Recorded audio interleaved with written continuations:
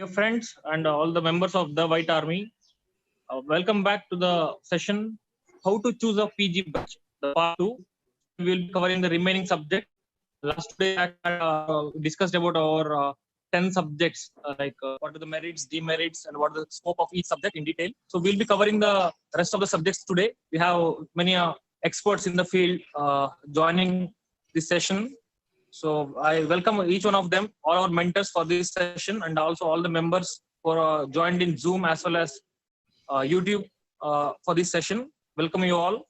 So first, without wasting any time, we'll start with Dr. Priya Madam. She is the currently head of the Department of Anatomy in the Bangalore Medical College. Hello, Madam. Good evening. Welcome Good to you, evening. ma'am. Good evening, all. Thank you. One of my favorite teachers, and also she inspired and motivated us a lot to come to this stage. Thank you so much, ma'am. We are really grateful to you. You're welcome. So, yes, good afternoon to everybody. Now, the questions which are generally asked are, what are the merits and demerits of any subject? And then the scope of what subject you are taking. Then the options. What are all the options if you take a particular subject? Then there is one thing is things to consider, or things to what all do you need to think about while taking a particular subject, and then which institution you need to you have to go to. So the first three questions are actually all those three questions have got similar answers, so I just go through that. The merits and demerits of taking, I will not say only about anatomy. I would just maybe I will say preclinical subjects. Is that okay? Yes, ma'am. Yes, ma'am. Yeah, that's better. Yeah, that's better. So now we know that now the MBBS is a very vast area. It's a very vast area now. So video. It's a very vast area. So now one thing is we need to focus on one direction, one discipline or in-depth subject of medical. So we need to go into one direction. So for that, we need to pick up one area to make a learning in that particular area.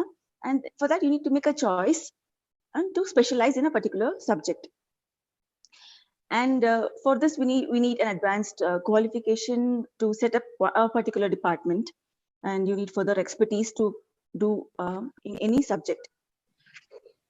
For that, to have a further expertise on a particular subject, we can take these three subjects, which means anatomy, physiology, and biochemistry. I will talk about anatomy since now I'm a professor and head of anatomy in Bangalore Medical College and Research Institute. I will tell you about anatomy.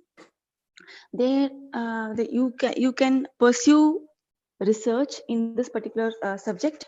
New body of knowledge you can have in this particular subject.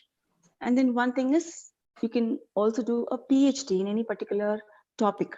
And for doing a PhD in anatomy, you need to do a PG in anatomy. Generally, I will talk about Rajiv Gandhi Institute.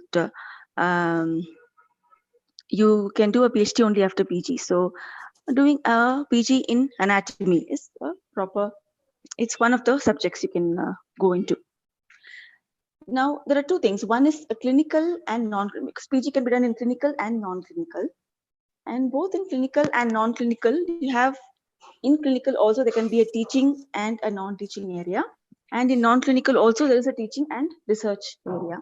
So there are two different types, whatever you can. And while choosing the scope, while choosing a non-clinical subject, especially anatomy, is a work-life balance. Is very important in this period of time.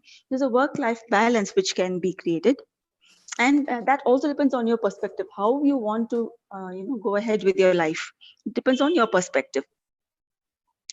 And a person who wants to be a practitioner in a clinical topic, that has its own experience about it, but I'm not going to talk about that now. And again, this is, you have to create a balance, craft a balance in your life. And when I talk about scope, there is a scope in everything. It is not that you are a preclinical or paraclinical or a clinical subject. The scope in everything. It is not only a monetary benefit. What I'm trying to say is, it is not only talking about monetary benefit. You have to do what makes you happy. It is not a choice. It's not a chance or choice. So you need to do what makes you happy. And there are two things actually.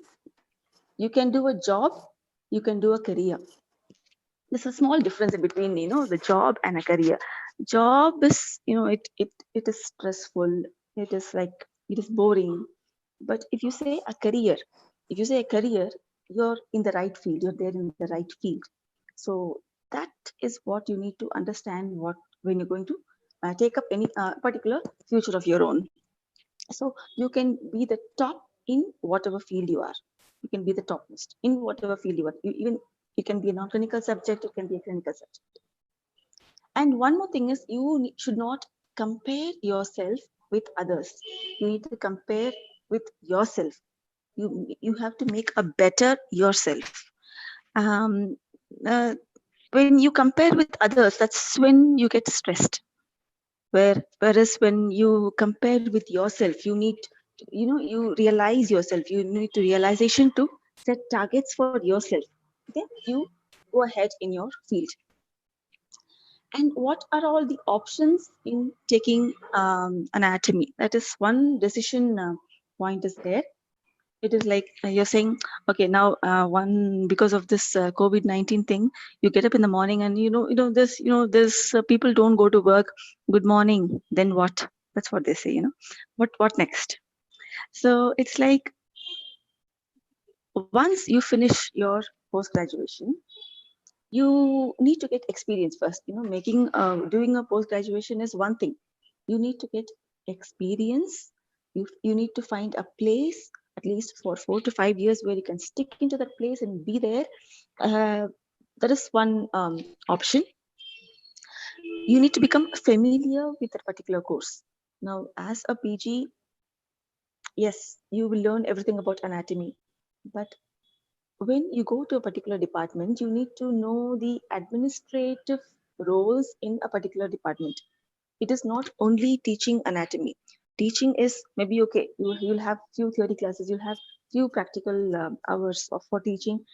It is that. But when you come to a particular department, you need to know the administrative purposes.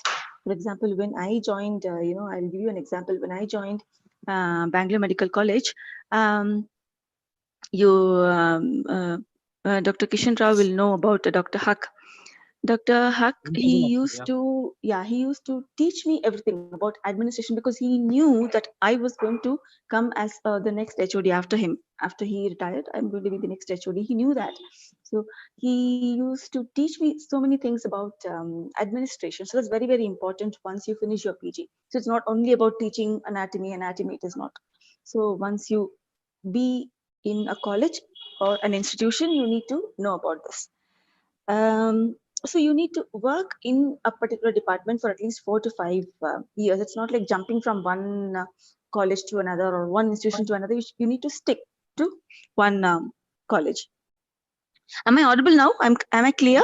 Ma'am, Yeah. now the anatomy has not remained just preclinical subjects, ma'am. The anatomy, clinical anatomy is coming up in a big way. Yes. Because now I'm studying cardiac surgery, where in all my textbooks have mentioned mainly authored by the anatomy people only. Yes. All my cardiac I'm coming. anatomy, Yes, Anderson, I'm coming to that. Anderson, he's a big anatomist. Okay, so he has done a lot of contributions to this field for this clinical anatomy. All the surgeons are totally dependent. Even I feel, ma'am, given a chance to do something again, I'll go back to first year again and learn anatomy again, I feel. Surgery is nothing but anatomy. So I think clinical anatomy has got very good significance nowadays, and actually, by learning anatomy better and specializing in anatomy, I feel there's a lot of scope to train the surgeons maybe, or to teach in a better way. Lot of scope, like it has not remained like a earlier notion, like only preclinical subjects or first year subjects. No, ma'am. It has got a very it's coming up in a very big way, and the students can make the best use of it. That's what I feel. And one more thing is, now you would know about what happened in BMC is we've got a skills lab. In the skills lab, we've got a lot of there are a lot of things happening from the different departments where they require bodies from anatomy. So we give them bodies they come to the dissection hall, and all the PGs they go. For example, there are orthopedics PGs, ENT PGs, even neurosurgeons. So many people are they come to learn from the cadaver. So that's one thing in anatomy, and you have to know the basics. You have to know the basics to go to any clinical subject. And Any institutions in one particular you want to suggest for post see graduation anatomy in particular? yeah, one thing is, I'll tell you about, I'll come to it later. Let me finish this options.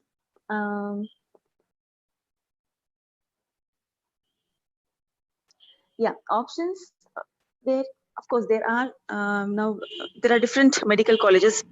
See, everybody cannot get into a government medical college. There are a lot of private medical colleges also. So options are a lot. And then one more thing, one option also is genetics. Genetics is under Department of Anatomy here in BMC and in many other colleges also. That is a different topic which we have come. It started in 2014 in BMC, and it's running very well. So that is one more thing. So if you're going to research, you can go to genetics, and research can also happen in many other histology or gross part also. So that's one thing. PhD, I'm a PhD guide too, and already one PhD student has passed, and now she's abroad and she's working and she's very happy.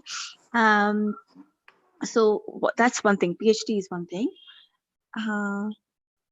Then one more thing is things to consider. The fourth question is things to consider.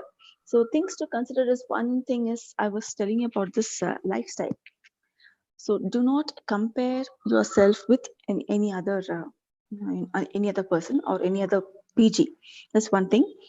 Everyone has their own economic needs. Their pocket size is different, so that's different. So we should not compare.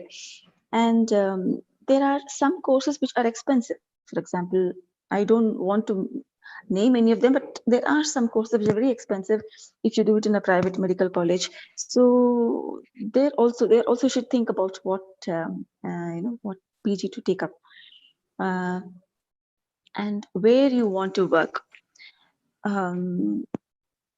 The location, for example, if you want to live stay in a hostel, so for all that you need to think about where you are going to stay for those 3 years of PG, and even after PG where you're going to stay. For that, one more thing, because we're all Indians, so we need to think about your marriage also, whom you're going to marry and where your spouse is going to be. So even that will be, you have to consider that too, to think where you're going to have your workplace.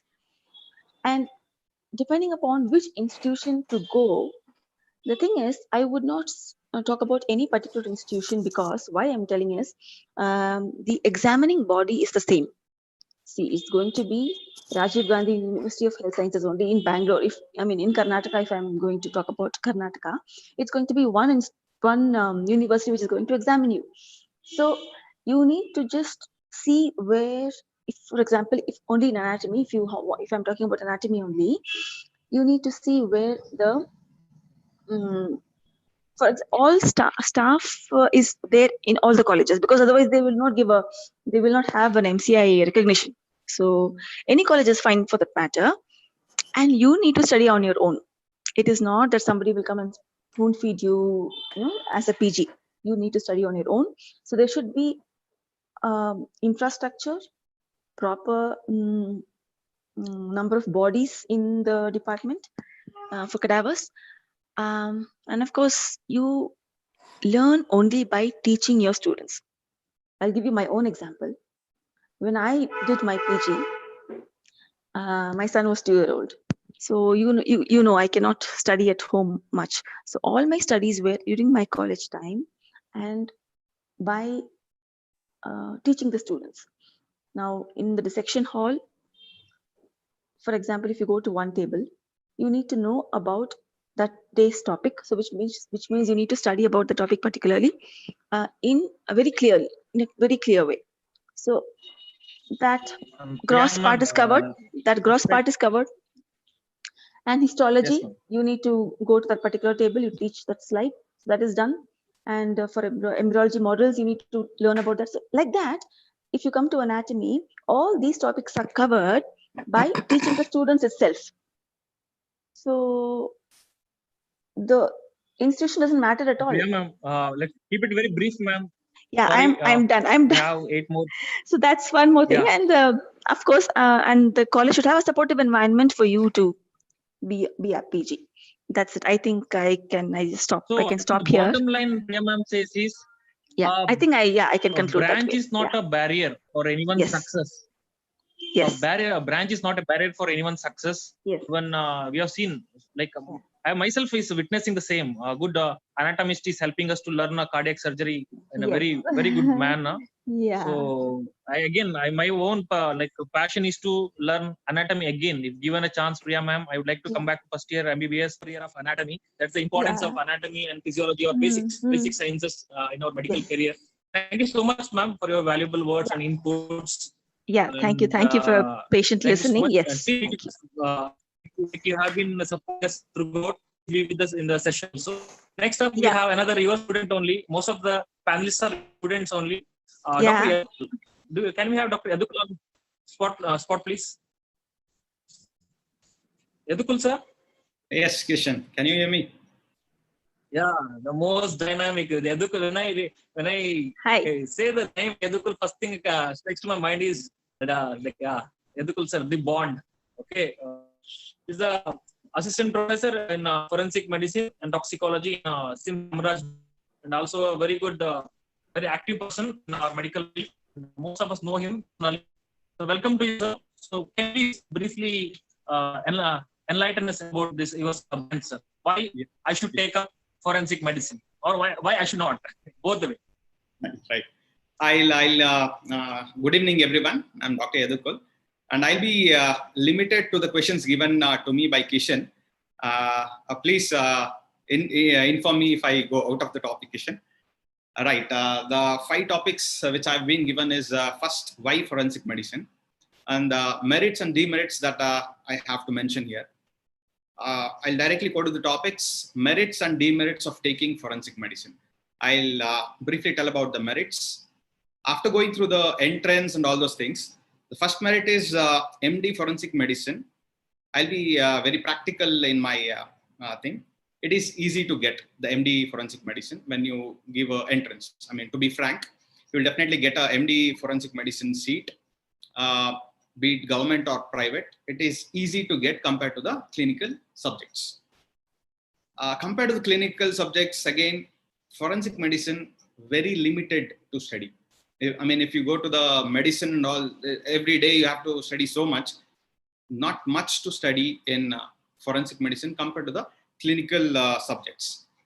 A third thing is stress-free life. I mean, you can balance your professional life as well as personal life. Like if you have a passion towards some sports or extracurricular activities, definitely will have time for that. So you will have stress-free life. And as ma'am said regarding the fees in many of the private and deemed universities, the less fees for MD forensic medicine, but you'll get a good stipend if you join in a good government medical. And the important thing is you will not have 24/7 duty. So when I joined MD forensic medicine in Bangalore Medical College, I mean, my PG mates, they used to work day and night. I mean, 2 days once I used to see my pediatric PG, 3 days once he used to come to the room, and 10 minutes he used to go back. That will not be there in forensic medicine. It's not a 24/7 duty. The interesting part is it's a challenging subject. I mean, every other case is challenging. Every case you see the hyped up cases, be it film personalities, IAS officers committing crime or suicide. It will be a debate topic in the media. And each and every case you see will be a challenging case for you to solve. So these are the merits of taking MD forensic medicine. It has a few demerits as well. The first thing is there is no doctor-patient relationship. You will not see patients. So you have to know that when you take forensic medicine MD, the interaction with the patients will not be there. So you'll be more into the examination of the dead body and the corpses. So that is one thing that you have to keep in mind. Second thing is the parents, the friends and the society usually will not accept. This is a practical thing I'm telling. Oh, you have taken MD forensic medicine. That's the first question they will ask. So that is one of the demerit, but you have to face all those things. And the last one is you will become comparatively, compared to the other doctors, you will be less emotional. They call you are stone-hearted because of the cases which we see. They tell forensic expert is usually less emotional compared to the others. So these are the merits and demerits to MD forensic medicine. Coming to the scope of forensic medicine, I think scope changes from time. If you have from subject to subject, if you see radiology, for example, 40 years back, it was just a X-ray department. I mean, one of my guides used to tell it is an X-ray department. Nobody used to take MD radiology at that time. But see it now. It is the most sought after department now, radiology, after 40 years. So these are the interest and the thing which keeps on changing. If you have asked this question, scope of forensic medicine 15 years or 20 years back, I would definitely say no. But right now, the scenario has changed. The media, you have seen how a doctor has been assaulted and the number of medical legal cases which have been gradually increasing. So the importance of forensic medicine here is vital. So nowadays and in the future, if you see, there is a growth for forensic medicine. So job and salary definitely you will have, compared to the other pre and paraclinical, you will have a much better job package and salary. And one scope of forensic medicine is if you are planning to have an administrative post, like Madam said, apart from the subject, you will have administrative post in the future. You may be the superintendent, dean, owning a hospital, all those things. If you take forensic medicine, definitely you will have an edge over any other subject, because you'll be knowing the law of the land, and how to deal with the police, politicians, and the media. So that is one advantage of taking forensic medicine. And don't be under the imagination that seeing a few English movies like CSI, CBI, Bones, and all those things. That's a different stream. That is called as forensic science. What we are dealing here is forensic medicine. So those two are different. Forensic science is basically that fingerprinting and all those things which have been shown in CSI and all those things. This is forensic medicine.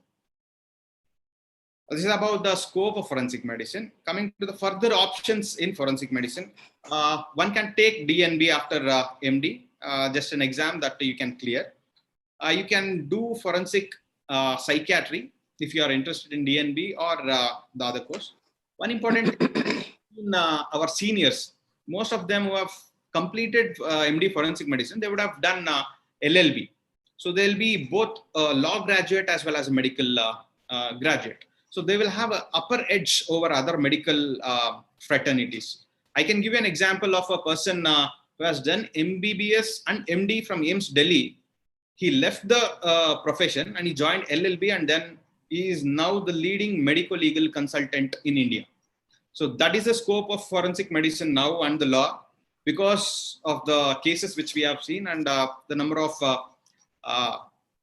assaults that has been going on against the doctor as well as the hospitals.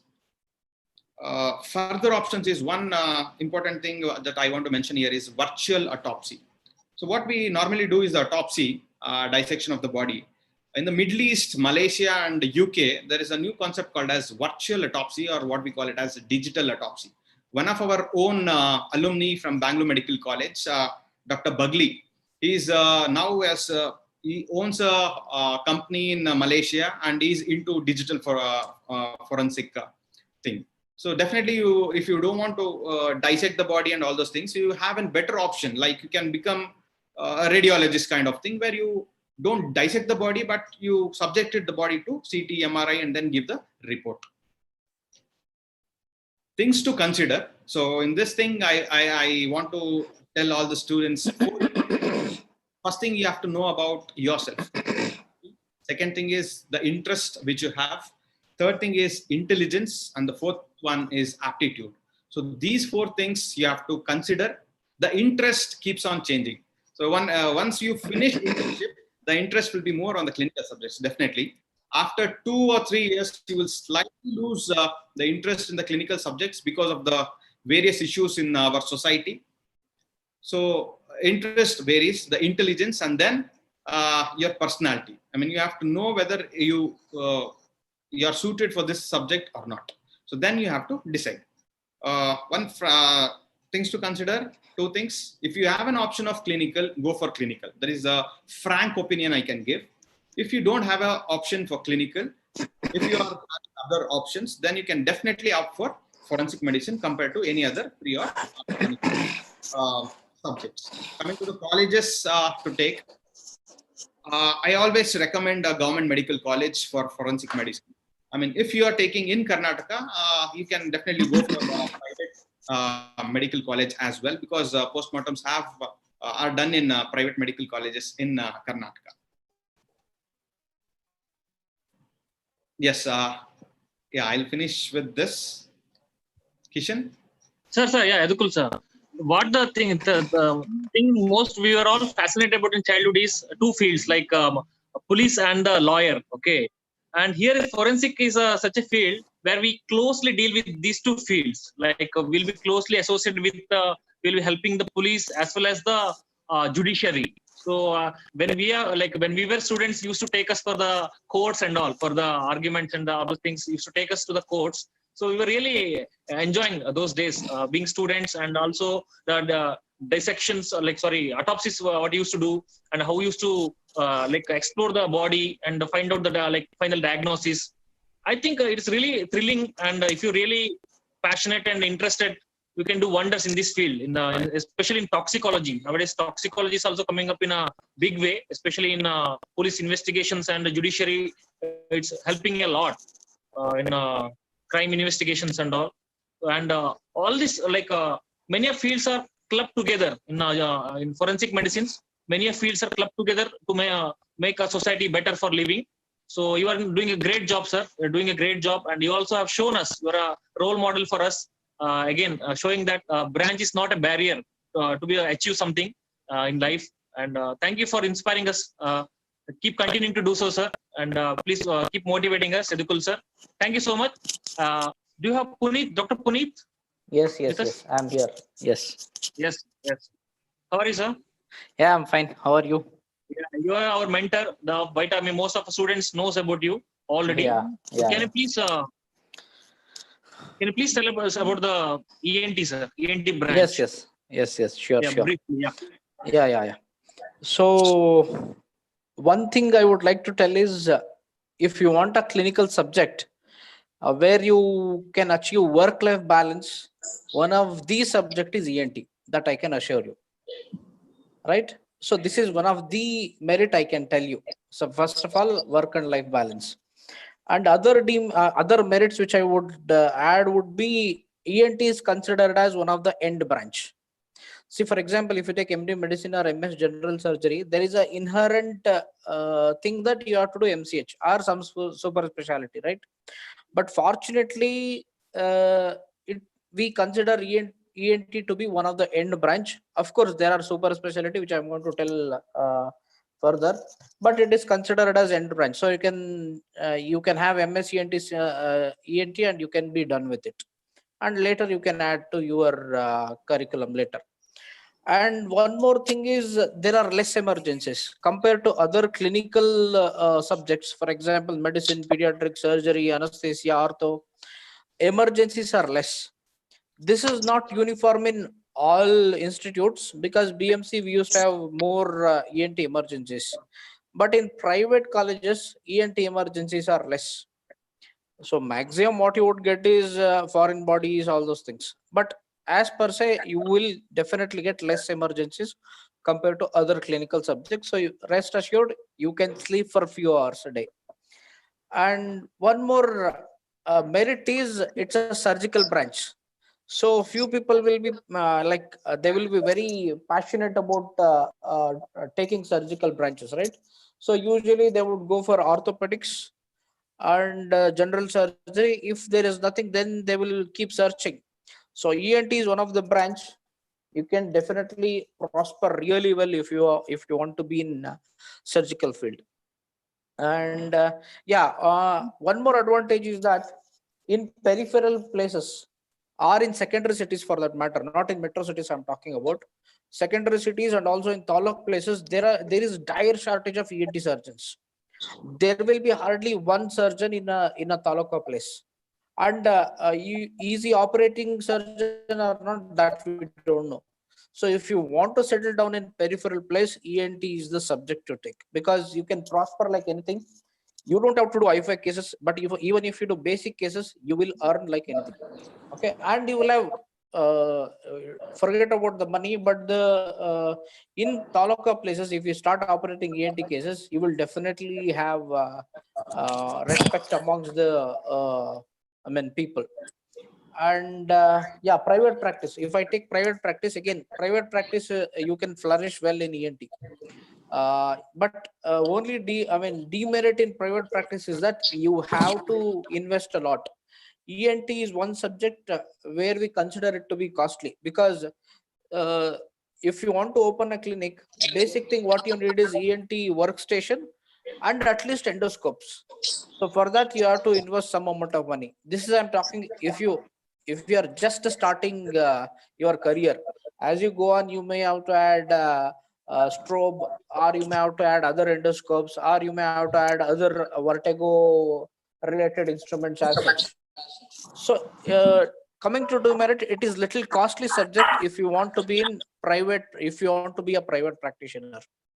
And another demerit is that in corporate hospitals, ENTs are less now. ENT vacancies are less, because for example, if you take our own hospital for that matter, so if you want to run a nursing home, you need at least 2-3 physicians, 2 anesthetists, 2 surgeons, like that, right? If you want to run a standard nursing home, but whereas you can have only 1 ENT surgeon and you can run, right? So that is the problem with ENT in corporate setup, where vacancies are less compared to other subjects. That also holds good in medical colleges also. This is not true in peripheral medical colleges, but in peripheral medical colleges, you still have a vacancy for ENT. But if you go to cities, metro cities, especially cities like Bangalore, it is already saturated. I think it is true for all the subjects, but ENT, it is definitely saturated in metro cities like Bangalore, Delhi, Mumbai, like that. So in college, it is difficult to get in metro cities. And another problem with the ENT is that learning curve. See, most of the surgeries, what you see is tonsil, septoplasty, maximum tympanoplasty as a UG, right? But unfortunately, we have so many surgeries where we need microscopes, endoscopes. So microscopes and endoscopes are bread and butter of ENT. So it takes its own time for you to master how to kind of handle microscopes and endoscopes. So definitely learning curve is little more than other surgical branches, I feel. Because if you take your general surgery PG, you will definitely do appendicectomy by end of first year or second year, right? I feel even Kishan will agree with me. But if Yes, you sir. Yes, sir. but if you take ENT PG, you will not be doing tympanoplasty at the end of first year, right? Because Tonsillectomy maximum. tonsillectomy they will definitely do. Tonsillectomy, septoplasty, everybody will do. Every PG should be able to do. But if you are operating tympanoplasties or endoscopic surgeries for that matter, FES, it will take its own time. That is one learning curve. And again, knowledge of anatomy is very, very important. We need to undergo lot many dissection courses, like temporal bone dissection courses, sheep head dissection courses.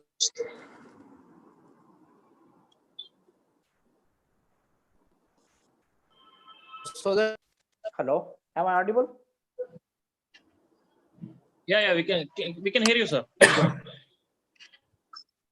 Sir, how about is it possible to take up a neurosurgery after doing MS in ENT, sir? Nowadays, we have neurosurgery option available for ENT surgeons as well. Please tell us about that. Punit, sir? Sorry. Hello. Yes, sir. Head and neck surgery Hello. or head and neck onco surgery. Hello. Am I audible? Yes, sir. We can hear you. Yes, sir. Yes, sir, Yeah. please. Now I will come to scopes of taking ENT. See, the scopes are plenty for that matter. You can be anterior skull base surgeon. You can be lateral skull base surgeon.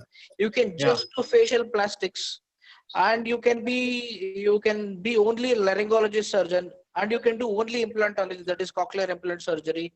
Or you can, but the problem with the general MBBS students is, if you are ENT, the only super specialty is head and neck oncology. That is wrong. There are so many super specialties, that is anterior skull base, lateral skull base, facial plastics, laryngology, implantology, and now recently there are two more subspecialties which are booming. One is surgery for snoring and OSAS. That itself is a super specialty.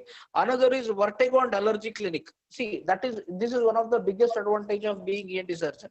If your hand starts trembling, you can switch to vertigo and allergy clinic. That is one advantage. So you can still be a ENT specialized in vertigo and allergy. So this actually is one of the biggest advantage in the ENT. If you are kind of getting old, or if your hand starts to tremble, so you can be this. And again, now there is pediatric fellowship also, pediatric otorhinolaryngology fellowship. So if you wanted to be a pediatrician, if you did not happen to get pediatrics, you came to MSc and do fellowship in pediatric otorhinolaryngology. But again, you have to do so many surgeries there as well, because you have to operate for tracheomalacia or laryngomalacia, those things, but that's different. But still, you will be a pediatric specialist, pediatric ENT specialist for that matter. And one more advantage, one more scope I must say is, just like this Vision 2020 program, a national program for blindness, there is a national deafness program. So with this, maybe in another 10 years, each and every district will have cochlear implant center, where you will have trained ENT surgeon who will be implanting, cochlear implants. He will be doing cochlear implant surgery. So that would be one of the future thing where ENT people are waiting, and it's going to get implemented. Okay, and what next after MSDNB? That is also one question, right? So yeah, again, whatever I told, all can be done as fellowships in skull base, laryngology, facial plastics, snoring surgery, otology, head and neck, all these things. With that, you are also eligible for MCH head and neck oncology. You are also eligible for MCH general oncology, general surgical oncology for the matter. So MSc people are eligible for surgical oncology in Karnataka. We were eligible for MS neurosurgery before, but since 3 years, because of some issues, court issues and all, I think in Karnataka you are not eligible, but you are still eligible in AIMS and PGI. That needs clarification. I am not sure. Okay. Any institutions in particular you would like to recommend, sir, for ENT? Yes. Very good institution. In Karnataka, if I want to say, all government colleges are good. BMC, KIMS Hubli, WIMS Ballari is also good. But one more addition everybody should remember is Shimoga Megan Hospital. That is Shimoga Institute of Medical Science. This is one of the best ENT center in Karnataka, I must say. Maybe it is at par or near to BMC, I must say. The department is too good. Staffs are too good. They do almost all the surgeries which you have read. So you must have addition India, of overall Shimoga India, also. sir. Overall in India. If you take India, Gujarat colleges are good. Maharashtra colleges, government colleges are good. Okay, there is no doubt about it. Even UP colleges are good. So if you are taking through NEET, there is no doubt you can go ahead with surgery. North Indian colleges. But the only problem is work will be more hectic than what you see in general in North India. I would like to add about DNB institutes. That is also important. You can do primary as well as secondary. Now I don't think there is option of secondary, as there are no diplomas now. So DNB institutes, there are 4 institutes which I would like to name. One is Railway Institute, Delhi. That we consider one of the best institute in ENT. Another is Jain Institute, Delhi. That is also good in good for DNB candidates. and there are two more in Chennai. One is KKR Institute, KK Ramalingam. Another is Mohan Kameshwaran. That is Madras Madras ENT Research Foundation. So those are all good in Chennai. In Bangalore, Manipal is okay, not great. I would say good in DNB courses, which I told about. And remember, one advice which I would like to give it to all MBBS students or those who are aspiring for PG. If you are taking any surgical branch, you have to spend at least 1 or 2 years post PG to master your skills. Yeah. This holds good for all the surgical fields for that matter, right? Yes, sir. So if you are taking Agree. surgical field, think it is just entrance into your field. Yeah. It doesn't mean that at the end of 3 years you're going to learn everything you will start doing. Full-fledged You have surgeon. to put in 1 or 2 years extra to master your skills and to improve your techniques in endoscopic surgeries or laparoscopic surgery or whatever it is. Thank you, sir. Thank you, Puneet, sir, Yes, for your yes. all those inputs. Thank you so Yes. much. And, next, we have Dr. Dheeraj S. Paul. Yeah. Can I'm we have audible? Dheeraj S. Paul? Yes. Am I audible? Yeah. Yeah. Hi. Good evening, sir. Yeah. Good evening. Good evening. Dheeraj S. Paul is a anesthesiologist and critical care expert in KLE Institute, Belgaum, and all our beloved senior and senior friend. Sir, can you please tell us briefly about the anesthesia in particular, sir? Yeah. Hi. Good evening, guys. I'm intensivist in KLE. So taking up anesthesia, I'm talking about MD anesthesia, depends on obviously your All India rank and state ranks, and the seats in All India and state quota have increased tremendously because anesthesia is a branch which every surgical department needs anesthesiologists. So obviously it is the branch which is in demand. Okay, I'll be speaking about the merits of the branch. It is most needed branch. You can settle anywhere in India or abroad anytime. It need not require any post PG preparation or you have to work under someone and then start your setup or start your work. Okay, as soon as you are MD, you can just go and start your practice. So no need of any cooling period. Okay, you have excellent pay in health sectors which are private, also government. So if you ask me, I will tell around 1.5 to 2 lakhs per month. Okay, minimum. Okay, if you don't want much patient interaction, so this is the branch where you have a limited patient relationship. Okay, you can easily relocate anywhere in the India. If you are working in Bangalore and if you say like, no, I don't want to work in Bangalore, I want to shift to Mumbai. So you can just relocate. As an anesthesiologist, you will get the jobs. You can work around, say, okay. Say like by any means you want medicine, and if you're not getting medicine, take up anesthesia. Then go for critical care, and you can do each and everything a cardiologist does, a neurophysician does, a medicine guy does, or any physician. Let it be any super specialty physician. Whatever work they do, except intervention, okay, you can do everything. See, I'm intensivist. I thrombolize the patients. If MI come, I handle. Stroke comes, I handle. So any medical emergency come, we are the leaders. Okay. So next, I'll talk about the demerits. Let me look. So often you have to work behind the curtain. Say like you are handling a critical case, you're giving anesthesia for a very complicated case, you won't be given credit for it. The credit will go to the surgeon. Okay. Patient won't recognize your effort, whatever efforts you have put. Okay. So, and see, always yours is a branch which is very much critical, and people can sue you more than anybody else, because once anesthesia goes wrong, the patient may not come back. Okay, so you should have a professional indemnity insurance for yourself, whatever, wherever you are working. Okay, no, because anesthesia is the branch where you are playing with the most dangerous drugs. So this is a cons, but the possibility is maybe 0.01%, whatever you say. But there is a possibility of something going wrong. Okay, see, our working time is. You mean to say we should be extra cautious in the field? Yes, okay, extra cautious. See, I'm talking about the demerits. It's not. Yeah. You should be extra cautious. See, any branch, every branch. In any branch. It applies for any branch. Yes. It can happen in any branch, but still you have to be extra cautious in particularly anesthesia. Okay, your working time won't be scheduled. Say like if you're working in an institute 9 to 5 job, okay, you can work. But if you're working in a private setup or freelancing, you cannot have your own time. Okay, your time will depend on the surgeon. Whenever he posts the cases or whenever an emergency comes, you have to be available. So this is one of the demerit, but the compensation will be accordingly. So I don't consider it as a demerit. So some people feel that it is a dependent branch, but I don't feel it is a dependent branch. You can also rule if you are a good In anesthetist. fact, all the surgeons are dependent on you, sir. Like you said, Yes. anesthesia is one branch which all the surgical fraternities totally dependent on. Yeah, exactly. See, if you're good at your subject, if you Yeah. are good at managing all the cases, Exactly. okay, so the surgeon will decide time according to your time.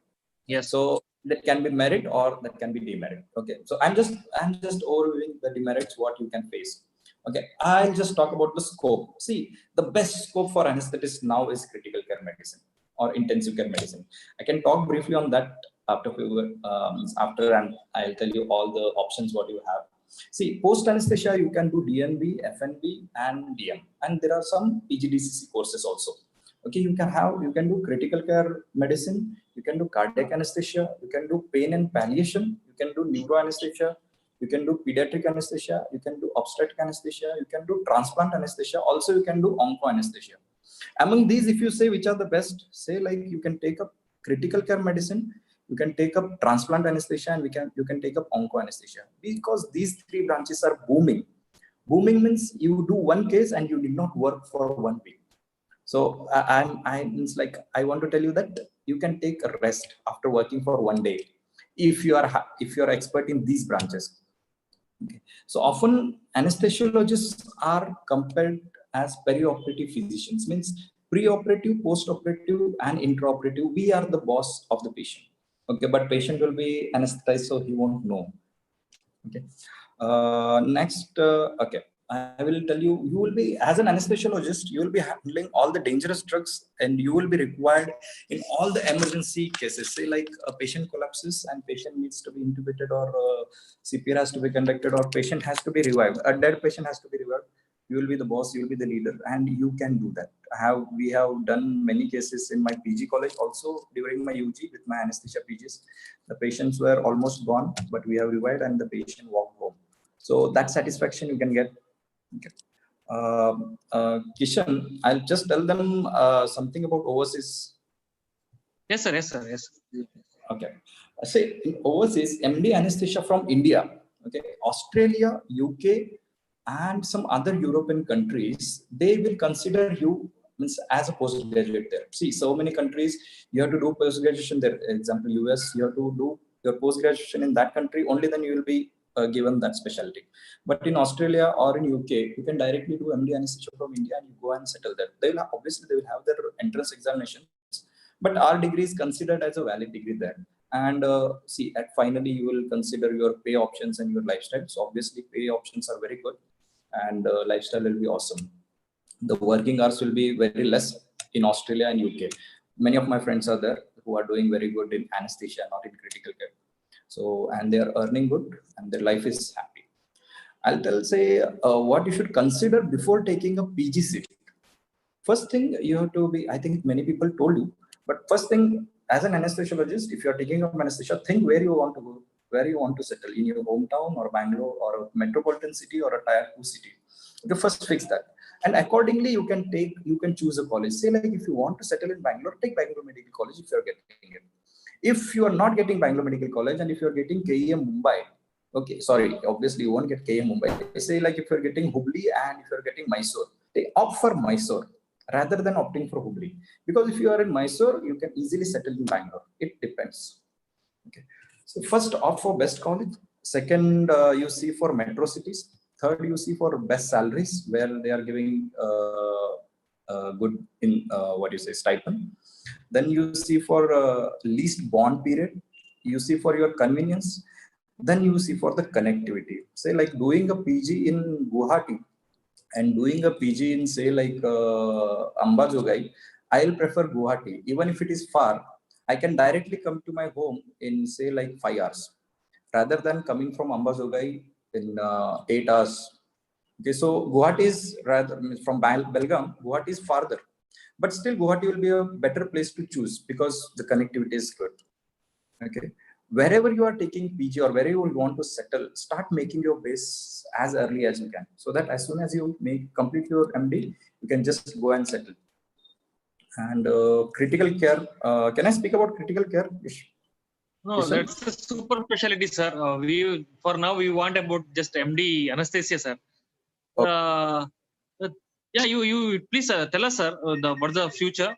But Say like critical care, carrying directly critical care or only after MD anesthesia? MD anesthesia or diploma anesthesia, you can go for both. Means like after doing MD anesthesia, you can go for critical care, or for after doing DA, diploma in anesthesia, also you can go for critical care. The only difference is what type of critical care you want to do.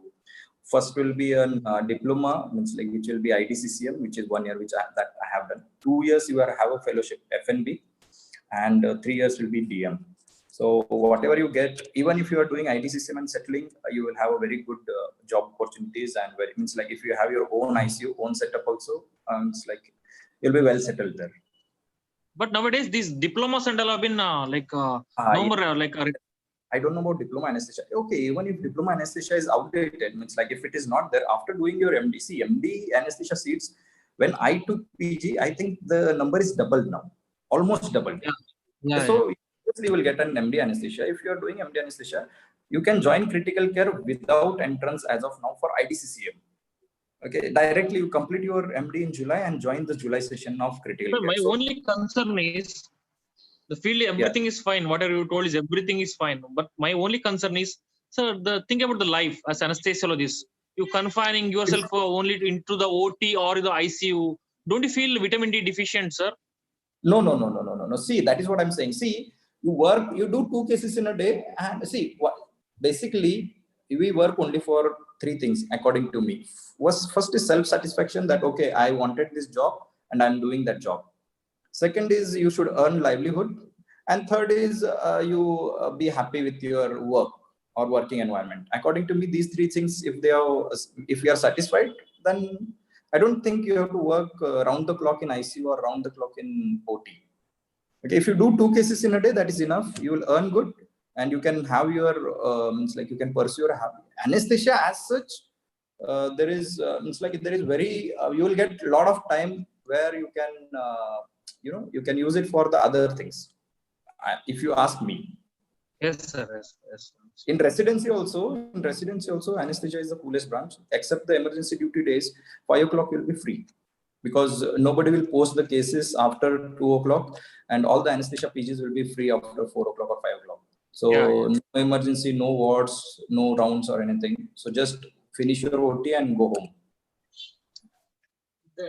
It's a cool senior's advice for his juniors. No, take up As anesthesia. usually, you are not changed, sir. You are not changed. Okay. No, it's people who are wishing to take up anesthesiology as such. You take up anesthesiology. If you are taking anesthesia because you are interested in anesthesia, obviously your future is very good. If you are not getting medicine, and some people take anesthesia because they are not getting medicine, yes, you take up anesthesia and do critical care. So 1 year, and you are a super specialist directly. Mind it, means like you are not an MD doctor. You are a super specialist. So obviously your pay will be high. You will be getting a good position, and you will, after you work for say ICU in 5 years, you will be having students under you. That's a very good option, if you ask me. See, now I am the chief intensivist. I am the chief of a hospital. Just in 1 year, we got this post because we have good load. We are treating the patients well as an intensivist. So you people also go for it. Kishan. Yeah, Puneet sir, you want to add something there? Yeah. My wife is doing anesthesia right now. She's a PG. So if I ask her, would you like to see patients? Don't you miss doctor-patient relationship? She says, almost all my friends never miss seeing the patient. Somehow they are trained to kind of be in the OT, or somehow they don't miss this doctor-patient relationship, because they don't want to have this take clinical case, write case history, do treatment, do rounds every day. They're kind of trained for that. They don't miss. They never miss. In fact, they are more happy that they don't interact with the patient. Exactly. That is what I said. Exactly. There's one set of students are there. One set of people are there. They're that kind, sir. For them, it suits the best. No. Actually, this set of people are more in anesthesia. I don't know. Somehow, as soon as they get in, maybe in period of 1 or 2 months, they are kind of okay. Yeah, good that I am not interacting with the patient. That is Yes, one yes. advantage. That And is a one more merit thing, of anesthesia. yes, So yes. there is a limited And patient yes, yes. doctor One more relationship. advantage which I would like to add is, for example, if I have put some case for surgery, if something goes wrong with the patient, blame will be shared not by anesthetist but by both of us.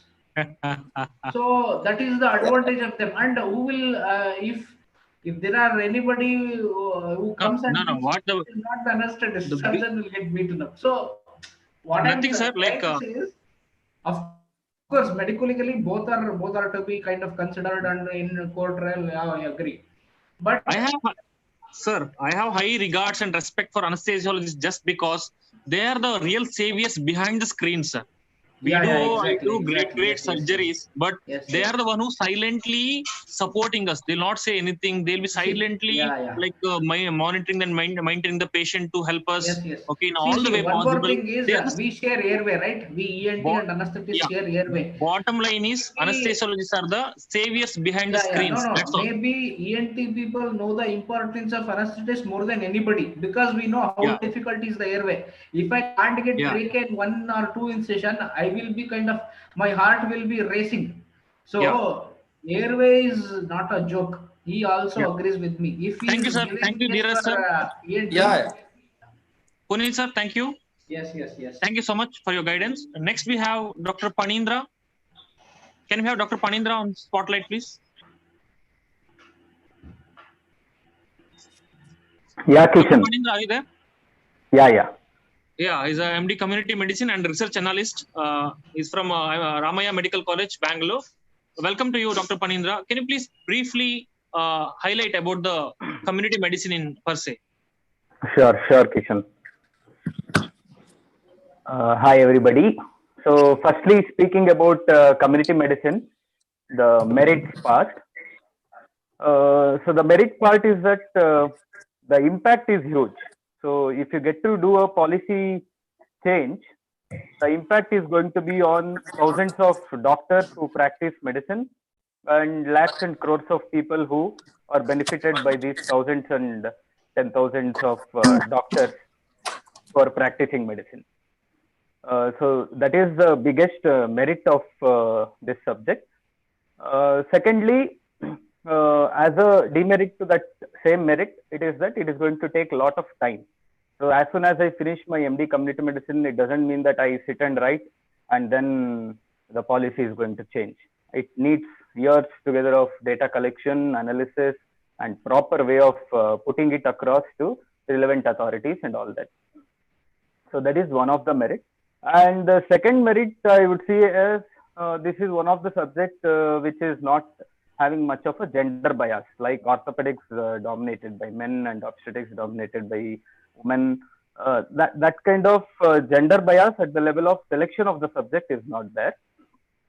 And thirdly, this branch is like one of the coolest branches. Like when I used to attend many conferences, many of my friends used to joke that if you don't drink and eat non-veg, you are unfit to be in community medicine and all that. So that way, it is one of the coolest branches. And most of the administrative opportunities keep knocking at community medicine. Even in medical colleges or in other public health institutes. So we get a lot of administrative opportunities. The switch to administration line is a little easier. And of course, we'll have knowledge even right from our MD in part of our curriculum. We do have some of the administrative components into the curriculum itself. So that is another advantage, I would say. And the demerits, if I have to say, many a times we may not feel the satisfaction. Like if an intensivist can save about 2 or 3 lives a day, he is making a huge impact in the life of the person.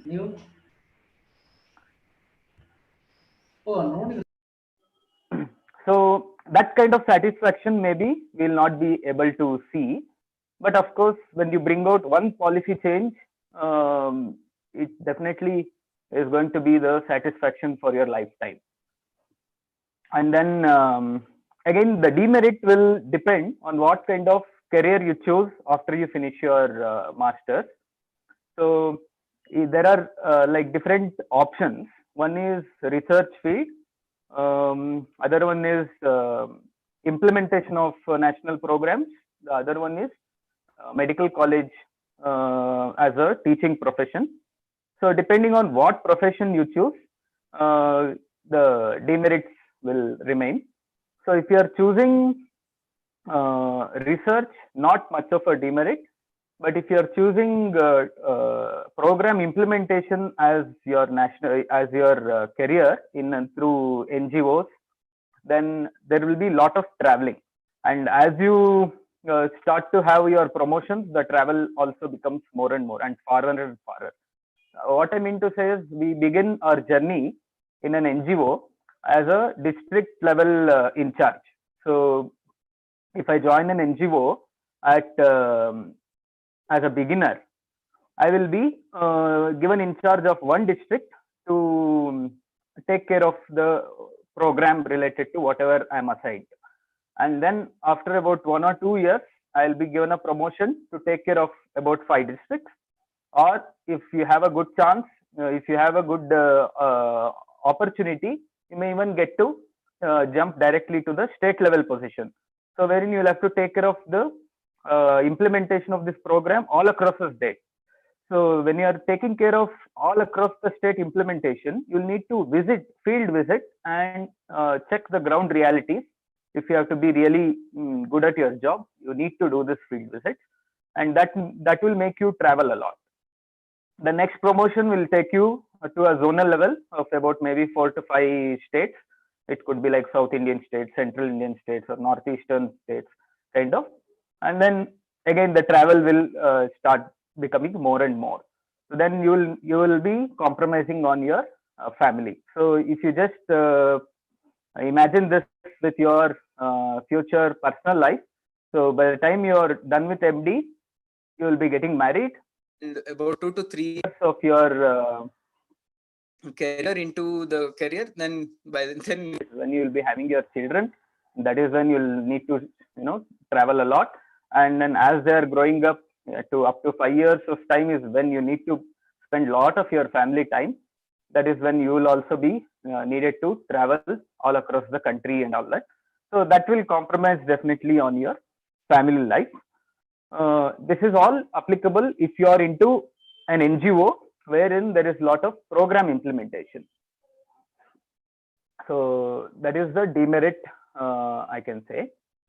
Then coming to the opportunities, like so in medical colleges, you can just again you have 2 kinds of medical colleges like AIIMS, AFMC, CMC Vellore, and these are all the prestigious ones. If you get into, then it's like your life is settled and you get so many opportunities knocking at you just because you are placed in such a institution.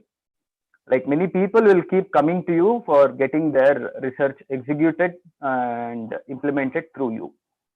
And if you're not getting such an opportunity and you're in any other ordinary medical colleges, then you will be you can be part of ethics committee, literary committees, then you can be part of research committee. Like ICMR sponsors so many projects for MBBS and MD students, so you can be kind of guides and mentors to them. So all these are wide open opportunities for community medicine. What about WHO, association with WHO? Yeah, so these are all in medical college opportunities. So coming to other options. So WHO is kind of an international NGO. So if you are into not interested in medical colleges, then you can get into NGOs. So as I already mentioned, there are 2 types of opportunities mostly available. That is, one is research and program development part. The other is implementation part. So all WHO, UNICEF, and there are many more international NGOs and national NGOs which are giving lot of opportunities.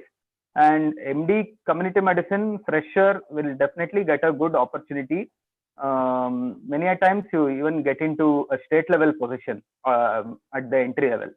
Like before I got my previous job, I mean, my first career started with a state level program. I was implementing prevention of parent to child transmission of HIV in private sector for whole of Karnataka state through another NGO.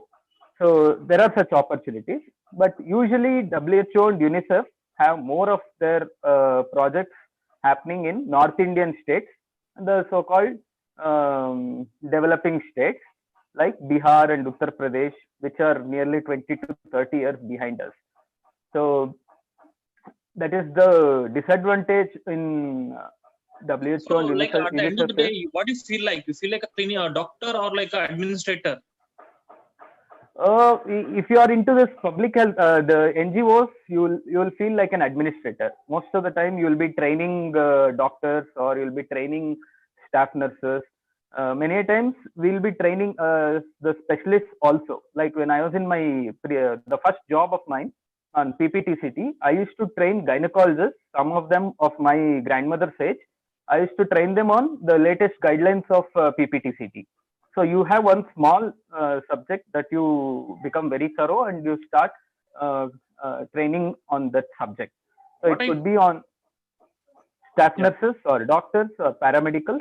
So that kind of training jobs will also be part of our public health programs. So there you will feel like an administrator. Yeah, Kishan?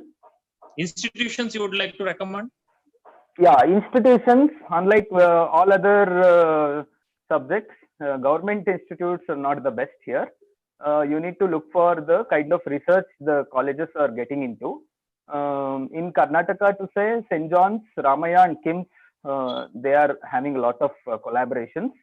I did my master's from KIMS and I got opportunity to work for WHO as an external monitor in multiple positions, one for Mission Indradhanush, then for switch of TOPV to BOPV, pulse polio. Really yeah, so that is another thing. And in medical colleges, again, you can try for collaborations with WHO. Like KIMS had a collaboration for rabies-related projects. So there were many such options. And then coming to other career opportunities, am I running short of time, Keshan? Yeah, no, your counterpart will be enlightening us more about. He's also from the same field. So Dr. Sajjan will be telling us about more about this. Like what the end of the like bottom line is, what I like the most about the community medicine is, if you really love the society and if you really love to socialize and work in the field, this is the branch for you. That's what I feel. Yeah. To be in the community and what it feels like to know their pulses, each one of their pulses, and train them or be with them and communicate with them, counsel them. If you're that kind of person who is looking for all this versatility, then he should take up community medicine. That's what I feel. What do you say? Correct. You're absolutely right.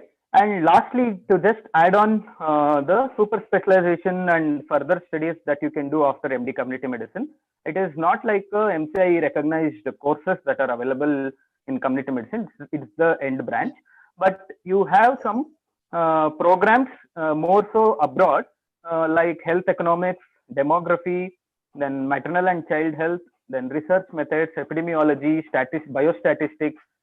So these are all various options for. They're all offered as MPH or short courses for about 1 year duration, which will be also a paid training course. So that will be adding a lot of value. But it will require at least 1 to 2 years of field experience to get into these positions if you're looking for a sponsored program. Dr. Panindra, we would like to have a separate session on epidemiology and research analysis by you soon. Looking forward for your support in that regard. Thank you so much for the valuable guidance. Next up, we have Dr. Sajjan Madappadi, who is the founder of Dynamic Education Trust. Yeah, thank you so much. Dynamic Medicare Private Limited, who has shown. Hello, sir. Sajjan, sir. Hi, how are you? Kishan. Yeah, we just finished the official meeting with the government and now joining a White Army meeting. Thank you so much. Right. Thank So you. yes, sir. Yeah. Now after MD community medicine, you are into entrepreneurship, sir. You have founded Dynamic Medicare Private Limited, and also using this platform to train the students abroad in the medical education, and so many initiatives you have started. Really, it's mind blowing to go through your profile, sir. So can you please briefly tell us what are the possibilities in this regard? Right. Thank you, Kishan, for that wonderful introduction. And so let me not waste much of a time and directly dive into the topic. So today's discussion of the field of interest, what I'll be discussing is medical entrepreneurship. And so basically, what being in healthcare professions, we are all leaders, right? So I believe you are all leaders. And when you take your leadership towards the passion you have in your life, or maybe it will be hobby which you started as a kid, the passion which you have, and you will drive towards that. And when you build a career around that, and that's where the entrepreneurs grow. And when it's a medical field which you're already in, and you have passion in somewhere there, and you take that towards into a different stream and take leadership in that, and that's where I feel the entrepreneurship bonds. So again, I have been given structure, but so instead of going in that structure, let me take a little deviate from them. First thing is what you have to consider to be a medical entrepreneur. All right. First thing is you need to have passion. Okay. Unless you have passion, you cannot start something to run. So of course, basically medical entrepreneurship is you are going to serve someone, right? So that's what you are going to do. So you need to have passion in that particular field which you want to choose, and perseverance. Okay. And the most important thing is you need to be courageous to fail. Okay, the key basic foundation of being an entrepreneur is how fast can you fail and reinvent the wheel and run. So as much as fast you can fail and reinvent why that particular issue was there, that you didn't succeed in that particular project, and reinvent that again and again, and then run the entire structure. So if that I think that's the things to consider. So one, if you want to put it across in a different way, so the traits, the characteristics what a person should have to be in this particular field is, of course, the person should be very courageous to take risks and fail. Okay, perseverance and passion towards that particular field. So that's what I would tell. If you're in these three triads, you have a very strong link to your character. I think you can take up this. So I'll come up with a more specific thing. Next, moving towards the scope. Scope is of course huge. There's a huge scope. Let me give with an example. How I started a particular things, right? So I wrote a book on ECG when I was in the third year MBBS, because what is scope? You find a gap. When you tell entrepreneurship, it's a creation of an idea, right? So when you find a gap that, okay, this is absent and I can fill the gap. So the ECG was one of the most difficult topic which I felt, and also my friends around. So I tried to fill that gap by making it more easy, and got published, and it went global, right? So that's what the gap I started with. And then being an internship, what we felt was we were doing our normal internship rotations, but still there was a component which was missing, where we become doctors to serve the community, right? So we wanted to do something more to the community, and that's where around 5-6 friends of us decided to create an NGO. And through an NGO, we started doing camps on the Sundays when we have holidays during our internships. So that's where we used to collaborate with the other local PHCs or other doctors and call them, and do local camps and orphanage visits, old age homes. And that's why we had a filling that gap of being medical students. And when you want to serve the community, we created that particular aspect. That was the journey then. Okay, so basically I'm telling gaps are always there. And if you're a person who can find gaps in any particular field, and that's where there is an opportunity for you to rise in a particular new idea. Okay, so basically I can summarize into, you can find gaps in healthcare technology, in terms of there's a pain points which you can find in patients, what patients are feeling difficulty in healthcare, and that would be the invention which you can create, right? And one more is what education. So as the White Army is filling one of the key concepts of which a pain point of medical students is like which subject to choose, what to choose. So this is a key pain point, and when you're filling that, so that's an educational invention which no, you are bridging the gap between the student and the career. So that's again a pain point. So that's a new concept which is coming up, right? So that's what you can tell. If you fill the gap, you get a new idea, and that's where you can emerge as a new scope in that particular field. Okay, so with the scope, let's move forward with the merits and demerits. Okay, so when it comes to demerits in terms of entrepreneurship, one is, of course, it's uncertain. You don't know what's going to happen today and tomorrow. So that actually creates an adrenal rush. I don't call it as a demerit, but yeah. So it creates an adrenal rush that you have to keep things running, right? And of course, as you go along, certain decisions you are not sure. You have a self-doubt on the decisions which you make, and you need to deal with that and stand on your decisions and take action. So that's one.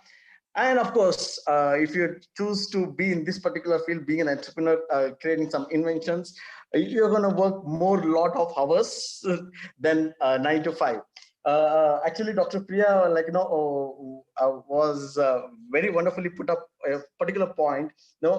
What makes you happy? Okay, so do that. But yeah, so that's one of the merit. So you're going to do what you love.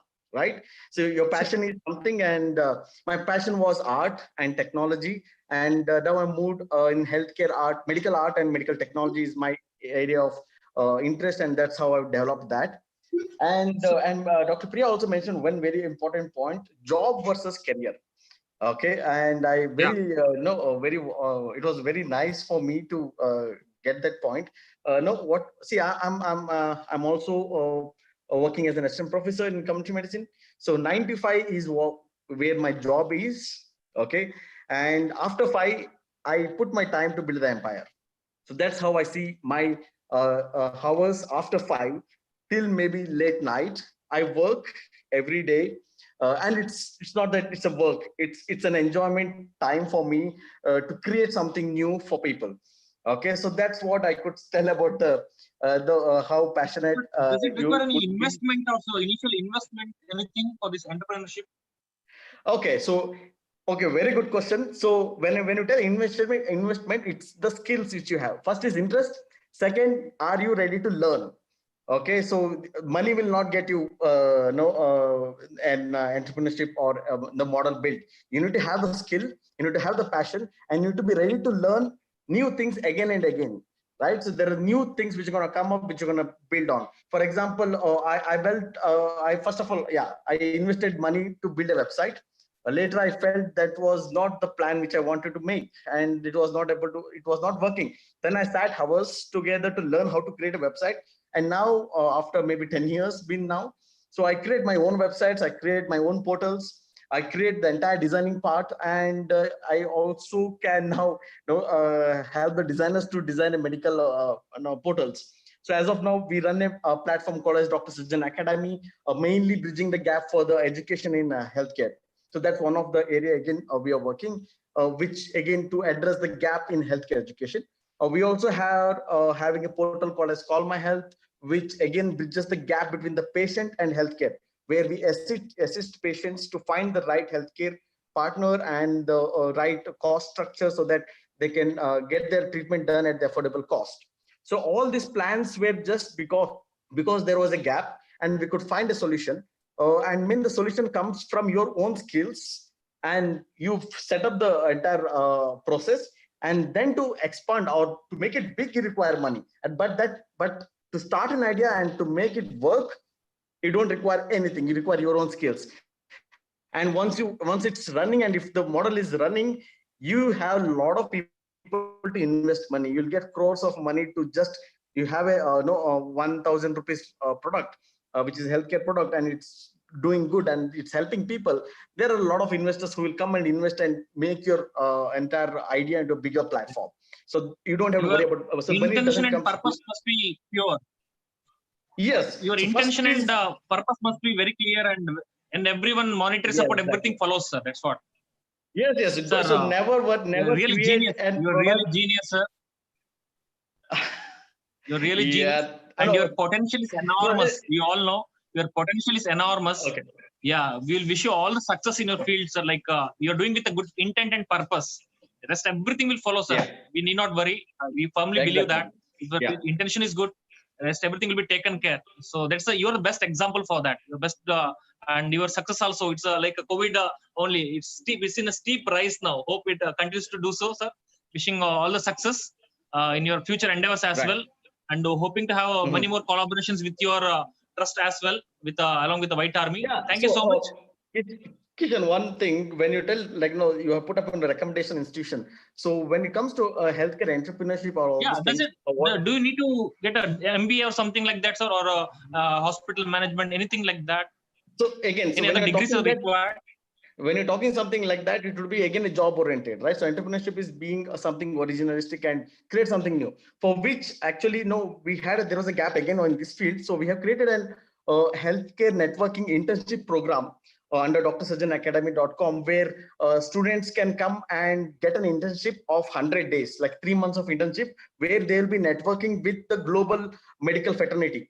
So they'll be given tasks, they'll be given training to do this entire thing. So as a student, still dedicate at least 1 hour in a day or something like that, and they get the entire structure of how this entrepreneurship works, how this networking works, and they get hands-on experience and also certification at the end of 3 months. And then we put them into a different model where they can take, if they have an idea, we take their ideas forward and help them to build their own platforms.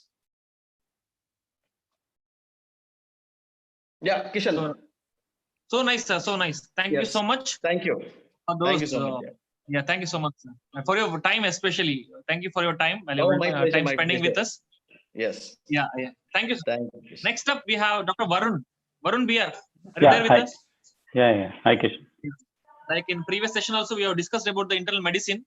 There was a lot of questions Yeah. popped up about some subspecialties in this medicine. There are so many subspecialties like geriatric medicine and emergency medicine, pulmonary medicine, and so many critical care and so many things. So can you please briefly tell about those subspecialties? And another question is for you, like how about internal medicine in India and as well as abroad? Yeah, I'll cover that. So many people are interested in USMLE and other things. So can you please, you yourself, you are an aspirant, okay, recently. So MRCP. So how do you balance both? I'll just cover 5 minutes probably both the topics. Coming to the specialties, first they have asked us the pulmonary medicine. See, pulmonary medicine is post MBBS. You'll be dealing mostly with chest diseases, but the advantage with doing pulmonary medicine is you end up doing some interventions, such as bronchoscopy, bronchoscopic biopsy, video-assisted thoracoscopy. So all those things are certain interventions which you'll be able to do in pulmonary medicine. But in general medicine, you might not be able to do all those interventions unless you have some fellowship, which you have done after MD medicine. Whereas pulmonary medicine, with 3 years, you get that additional edge of doing some interventions if you are, makes you feel thrilling. That is, can be done immediately after post MBBS. Next is coming to the emergency medicine. Emergency medicine, of course, there are a lot of seats coming up, a lot of scope, and definitely if you're looking at after passing out, what next, will there be a job or what to do next, or you're looking kind of an end specialty which deals with many subjects, which includes pediatrics. See, in emergency you see all sorts of cases. It might be orthopedics, it might be trauma, it might be general surgery, etc. So if you want to have a flavor of all the subjects, but it should be something like an end branch, emergency medicine is a good option. But the demerit of emergency medicine is that the word itself says it's emergency. So, you might have to rush in at, certain odd hours. So all those things are certain things which can happen with emergency medicine. But otherwise, it's like, I'm sorry to say this, probably it's like a master of none kind of a situation with emergency medicine, where you deal with everything, but you might not be, you might not feel like you're an expert in something. So that is sort of demerits with the emergency medicine. coming to nuclear medicine, I think yesterday Kishan mentioned about it. The nuclear medicine basically deals with two aspects. One is the diagnostic aspect, where you use certain isotopes to do some diagnostic scans, and then you interpret and etc. So where you work mainly in a diagnostic centers, or you might choose to do in a therapeutic sector, where you use, similar to radiation, chemo-oncologist and radiation oncologist. So the thing is, you'll be competing with radiation oncologist if you do a therapeutic, if you're focusing on the therapeutic nuclear medicine. So mostly your work restricts to either research or in a diagnostic nuclear medicine. The scope is good, but as I told you, even in big metropolitan cities like Bangalore, we don't have much vacancies post passing out after nuclear medicine. So, but yes, it has a future. We don't know what is going to happen next. So we might have much more centers. We might have more advanced diagnostic facilities. So that is something which can boom, but I'm not pretty sure about it. Regarding critical care, I think everybody know. See, doing as an anesthetist, doing a critical care is very different from a medicine doing a critical care, because as you know, critical care jobs are usually 6 hours work shift or 12 hours work shift initially. So you get a lot of free days, off days, where you can freelance your medicine also. So you end up doing a job, getting a good job satisfaction with critical care. Along with that, you have your own freelancing medical practice, so which is a good edge. But of course, this happens only when you're a junior consultant. But once you go to a consultant level, then it's very difficult to freelance at 2 places, because you'll be in charge of the entire team. And next, coming to the family medicine. See, family medicine is something which was very fluidic in Western countries, but this is a branch which is recently seen in India. But having physicians who have done DNB general medicine, MD internal medicine, and competing with them, taking family medicine is a little tough job. Okay, so even if you're in a medical college is out of question. But if you are in a corporate also, getting hikes and promotions might be a little difficult job if you're with the family medicine. Somebody asked about geriatric medicine. Yes, geriatric medicine is definitely a very booming branch. Now, you might not see it very obviously now, but definitely in a few years down the line, the number of aged population is going to be high in India. Okay, so geriatric medicine is a specialty which is available in only few centers. So definitely it is an interesting branch. Okay, but the only thing is, again, it's going to be just medical, no interventions you'll be doing as such, front. So mostly an OPD basis job, but as managing geriatric patients are a little complicated. Most of the times you need involvement of other super specialties as well. So there are a lot of super specialty branches. These are all specialty branches, not super specialty branches, except for critical care, which is a super specialty branch, but most of them are a specialty branch. So next, coming to India and abroad. See, what are the options you have for doing medicine in India and abroad? First thing you think of USA and Canada. Okay, there's one option you can think of. The other one is UK. Okay, then of course Australia, then Middle East. Okay, and of course Southeast Asian, Singapore, Malaysia, all those things are few options which you can keep. Okay, so of course, which is the highest paid? The 2 countries which pay you the highest is USA and Australia. Then of course slightly less, but okay would be UK. So there are 2 options for going to USA or Canada. You have no other choice. You have to do an MLE. Okay, now doing MLE, of course, it is time consuming. It requires a lot of your commitment, motivation, because it might take probably roughly, I would say, 2 years at least for you to get MLE, and from that point you have to do 3 years of residency to complete your medicine. But again, after 2 years, you're still a little uncertain whether you will get the residency or no, because you're almost graduated now, and then you're taking 2 years of break for studies, and then you're going to apply for residency. So the next option is coming to Middle East and UK. Simple. You have to do just your MRCP to get, to start practicing as a medicine specialist and get a registration. There are 2 ways of doing an MRCP. Either post MBBS, you join an institute where there are already medicine staff who have done MRCP, and you work under them for 2 years, and you get an eligibility to write MRCP. So you can give the exams 3 steps and then get your MRCP and directly go ahead with the UK. Frankly telling you, you can be a registered, an internal medicine specialist in India, even without an MD medicine, by doing an MRCP. Now, how is that? There are certain institutes in Kerala, one of which is Aster, where they train, post MBBS candidates. They ask them work for 2 years, they train under them, and then you are eligible to give MRCP. So if you're very passionate of doing medicine, but if you don't get, MD seat, one of the options is yes, doing MRCP, and you can as well go to UK. Next is Australia, yes, but the problem with Australia is AMC is something which you have to clear. The exam as such is not very tough, but if you look at the entrance fees for the exams, it is much more expensive when you compare to the USMLE and the UK. Looking at the exam fee structure, of course, UK is the cheapest exam fee structure. Then you have USMLE, and then you have AMC, that is Australian Medical Council. Regarding the toughness of exam, yes, MRCP is a tougher exam when compared to MLE, and then AMC is a much easier exam when compared to these two. So this is about India and abroad. And regarding the pay scale, yes, highest paid is US, there's no doubt.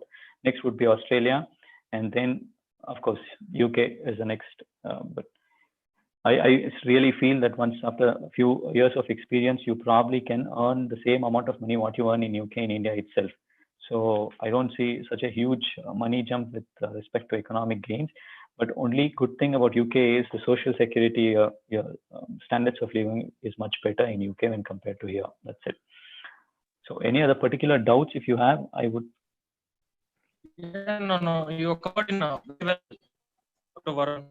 Actually, we wanted to know in little depth about these all specialties actually, because now there, like you said, there are no more super specialties, but the specialties directly straight away we can go into MD pulmonary medicine, and also there's a conflict or in a dilemma in my mind whether to take up internal medicine and then go for these super specialties, or straight away I can do with respiratory medicine, or that was the doubt we had in our mind. That you explained very well. You explained it very well, and thank you so much. Anything you want to add, Dr. Varun? Or like anything you want to suggest, like for your juniors, like to take up in medicine?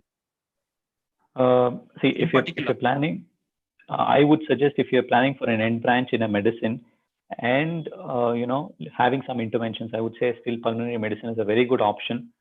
Okay. But make sure that you choose the right institute for pulmonary medicine. That is very important.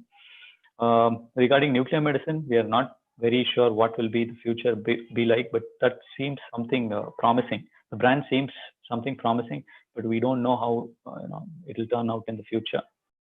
Okay, that's it, Kishan.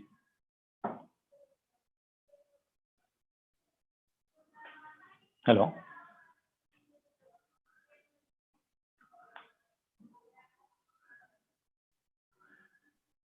We can hear you. Yeah, Kishan, I can hear you. I think I'm done. Anything, if there is any particular question, I can just take. So we shall end this session now, and at 6 o'clock we'll have another clinical surgical case presentation coming up, and we'll be joined by Dr. Sheshgiri Rao sir, is a professor in Bowring and Medical Curzon Hospital and former HOD of Bangalore Medical College. So please join us for that session as well. And thank you sorry for the interruptions today. I really couldn't make it from the hospital. I'm still stuck here with the patients, so couldn't do it very well. Sorry about that. And thank you for all your cooperation. Once again, thanking all mentors and for the guidance and valuable inputs. And we'll be having, depending on the feedbacks, we'll be having a separate sessions on each subject in the near future. And once again, need all your cooperation and support in this regard, all the mentors. Thank you, each one of you, and all the mentors and participants for attending this session. Thank you so much.